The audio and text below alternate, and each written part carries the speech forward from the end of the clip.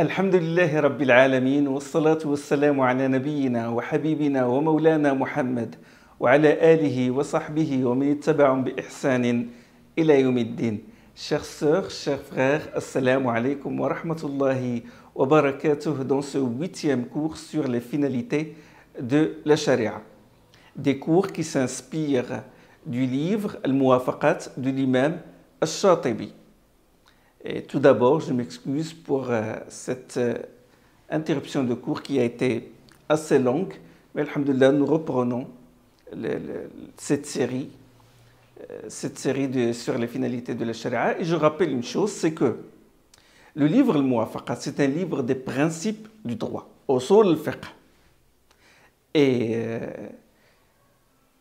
il y a une chose très importante que vous devez retenir, c'est que les principes du droit, c'est ce qui permet à la personne, aux musulmans, de bien déduire les ahkam des textes. Ce qui permet d'orienter la déduction, la compréhension des textes et la déduction des enseignements du Coran de la Sunna. Ça oriente le fiqh, ça oriente la pensée. C'est l'âme. Les usul fiqh, c'est l'âme de la société, c'est l'âme de la civilisation. Sans les usul fiqh, n'importe qui dira n'importe quoi. On va se baser sur la portée générale d'un texte et négliger un autre texte qui en restera la portée, etc. Et là, on va tomber dans le désordre. Sans les usul fiqh, on va voir des contradictions partout. Sans les usul fiqh, on va se diviser parce que chacun va prendre un texte et l'opposer à l'autre texte. Il va le faire prévaloir sur d'autres textes. Chacun va faire ce qu'il veut. Les usul fiqh, ça cadre la compréhension des textes et la déduction des ahkam. Et les finalités de la charia, c'est ce qui dote les usul fiqh d'une spiritualité, du côté éducatif de la religion, la sagesse. D'accord? Sans les finalités de la charia, les usul fiqh seront raides. Ça va dégénérer dans la rationalité. Et ça a eu lieu. C'est ce qui s'est passé en réalité à une certaine époque. Et c'est ce qui a poussé d'ailleurs un des grands soufis qui s'appelle Hakim Tirmidhi de parler des finalités. Et ce qui est étonnant, c'est que les savants des finalités de la charia, ils ont cité le Hakim Tirmidhi qui parle du soufisme, ils l'ont mentionné dans l'évolution des maqasid. Parce que bon, les usul sont devenus raides. On se focalise sur les preuves intellectuelles et tout, et on s'est éloigné du côté esthétique, du côté spirituel. Et là, le Hakim Tirmidhi et d'autres soufis sont intervenus pour dire non, la charia a des finalités. Voilà. Rappelons dans le cours dernier que nous sommes arrêtés à la risala, parce que je parle de l'évolution des principes du droit pour arriver à la fin de compte aux finalités de l'imam Al-Shatibi. Et nous sommes arrêtés à la risala de l'imam Shafi'i. D'accord? C'est la première étape, une des étapes fondamentales de l'évolution des principes du droit, avec sa fameuse risala. Parce qu'à cette époque-là, bon, l'islam s'est répandu, puis la langue arabe a été contaminée par des langues étrangères, ce qui a faussé la compréhension des textes. Et c'est ce qui a poussé Abdurrahman ibn Mahdi, avec Ali ibn al-Madini, qui est le cheikh de Bukhari, à envoyer une lettre, à demander à Shafi'i de sauver le fiqh, si vous voulez. Il lui a posé des questions bon, sur l'ijma', sur les significations générales des textes du Coran et de la Sunna, et sur la manière, qu'est-ce qu'on doit accepter des hadiths. Les hadiths qui sont rapportés selon des chaînes multiples de rapporteurs, selon 2 ou 3 chaînes de rapporteurs, qu'est-ce qu'on doit accepter? Et puis l'ijma', est-ce que l'ijma' est un argument probant, etc.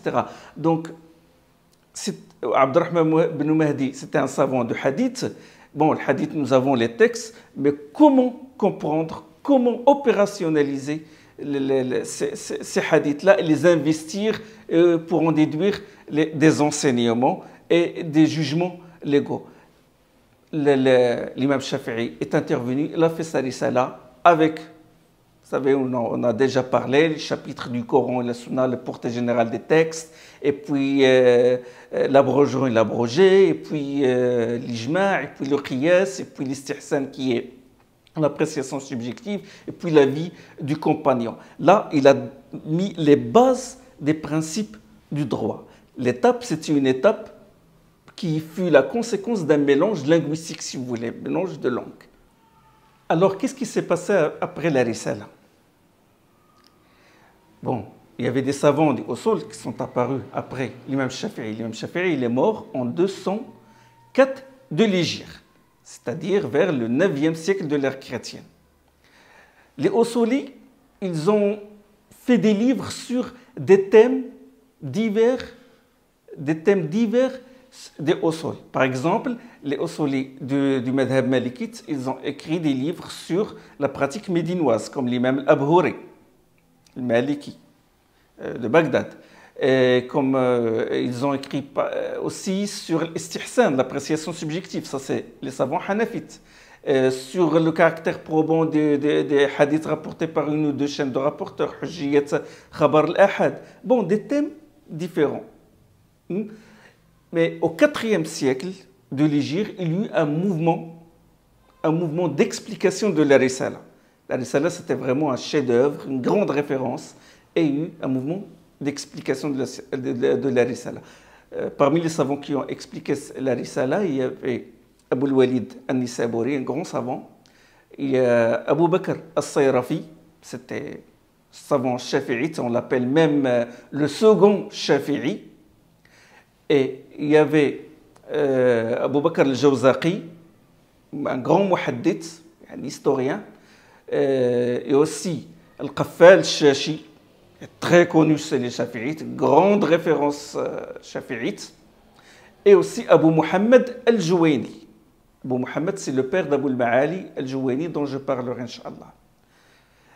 Nous n'avons aucune trace de ces livres-là. Nous avons quelques extraits dans un livre de l'imam Az-Zarkashi, d'accord, qui a écrit un livre sur les usul qui s'appelle Le Bahr al-Muhit. Lui, il est né en 745 de l'Hégire et il est mort en 794 de l'Hégire. D'accord? C'est le 8e siècle de l'Hégire, c'est le 14e siècle de l'ère chrétienne. Et il a vécu que 49 ans, mais il était prolifique en matière de usul fiqh. C'est dans son livre L'Océan, Bahr al-Muhit, où on trouve des extraits de ces explications-là. D'accord? Donc l'étape de l'exégèse, de l'explication de la Risala. Après, il y a eu le grand tournant, la grande étape après celle de Shafi'i, c'est celle d'un grand imam dans les usul, à savoir l'imam Abu Bakr ibn al-Tayyib al-Baqillani al-Maliki. Durant cette époque, il y avait les traductions des livres les livres de philosophie, beaucoup de livres de philosophie. Il y a eu un échange entre les savants, les grands savants, y compris les savants des usul, avec les philosophes, avec la conquête et tout. Et les savants musulmans ont eu affaire à des philosophes qui leur ont dit que la philosophie grecque et tout, d'Aristote et tout, apportait la certitude. Ils leur ont dit, bon, il apporte la certitude, on va le traduire, on va les réfuter. Et il y a eu un mouvement de traduction, il y a eu un mélange de la philosophie avec la culture islamique en général. Et c'est ce qui a donné ilm al-kalam, la théologie scolastique. Il faut bien comprendre cette étape-là. L'imam al-Baqillani, je dis que c'est une grande étape. Et on peut appeler cette étape-là de l'étape scolastique, philosophique. D'accord? L'imam al-Baqillani, il a écrit At-Taqrib wal-Irshad sur les usul fiqh. Très grand livre, plusieurs volumes. Il était même obligé de le résumer en Taqrib wal-Irshad al-Awsat, Taqrib wal-Irshad médian. Et il a résumé le médian en Taqrib wal-Irshad petit. Et ce qui nous est parvenu, c'est Taqrib al-Irshad le plus petit. Et même celui-là, il était incomplet. D'accord? Bon, qu'est-ce qu'il y a dans Taqrib al-Irshad? L'imam al-Baqillani, une grande référence, il a écrit ce livre-là avec dans la tête de répondre, de réfuter les Mu'tazilites. Parce que beaucoup de Mu'tazilites, ils se sont intéressés au usul fiqh. Surtout, il y avait à son époque l'imam Abd al-Jabbar al-Mu'tazili, très connu, et son disciple Abu al-Hussein al-Basri. Abd al-Jabbar al-Mu'tazili, il a écrit al-Mu'tamad. D'accord? Alors, qu'est-ce qu'il y a dans Taqrib al-Irshad? Qu'est-ce qu'il y a dans Taqrib al-Irshad? Bon, je vais énumérer vite les chapitres. De toute façon, Shafi'i il a établi les bases des usul fiqh et al-Baqillani, il a érigé la structure des usul fiqh, si vous voulez. Il a parlé d'une introduction où il a défini ce que ça veut dire les usul fiqh, science des principes du droit, les principes du fiqh. Et le fiqh, c'est une science qui concerne les actes des assujettis. Et puis il a détaillé cette définition, il a aussi défini ce que ça veut dire la science, et là il s'est inspiré beaucoup de la logique et de la philosophie. Et bon, il a fait cette introduction-là, suivie du chapitre du discours, ça veut dire le Coran et la Sunna, avec tous les portées générales des textes, etc. Et puis les actes du prophète sallallahu alayhi wa sallam, quels sont les actes qui constituent une Sunna, les actes qui constituent juste une habitude, parce que ce n'est pas tous les actes du prophète sallallahu alayhi wa sallam ont un caractère normatif. Je vous donne un exemple. Un compagnon dit que le prophète sallallahu alayhi wa sallam a mangé du concombre avec des dattes fraîches. Est-ce qu'on peut tirer quelque chose? Est-ce qu'on peut dire que le fait de manger du concombre avec des dattes fraîches est une sunna? Non. Donc il y a des actes du prophète sallallahu alayhi wa sallam qui constituent une sunna, d'autres qui ne le constituent pas. D'accord? Les actes du prophète sallallahu alayhi wa sallam. Et puis, après les actes du prophète sallallahu alayhi wa sallam, il a parlé des akhbar, en général, des hadiths prophétiques. Et puis des hadiths rapportés selon 2 ou 3 chaînes de rapporteurs, ce qu'on appelle hadith ahad. Puis, il a parlé de l'ijma'.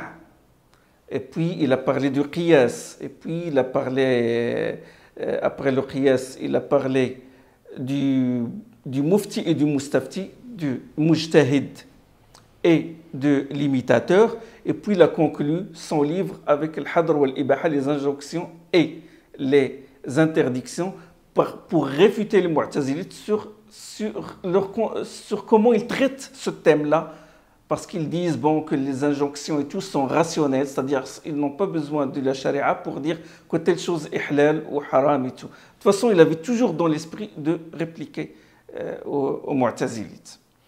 Éminent savant. Il est vraiment le maître. Et c'est dommage qu'on n'en parle que peu. Même dans les thèses de doctorat, les recherches, les livres qu'on lit sur les usul fiqh, on parle peu de l'imam al-Baqillani, alors qu'il est le maître, qu'il est la référence.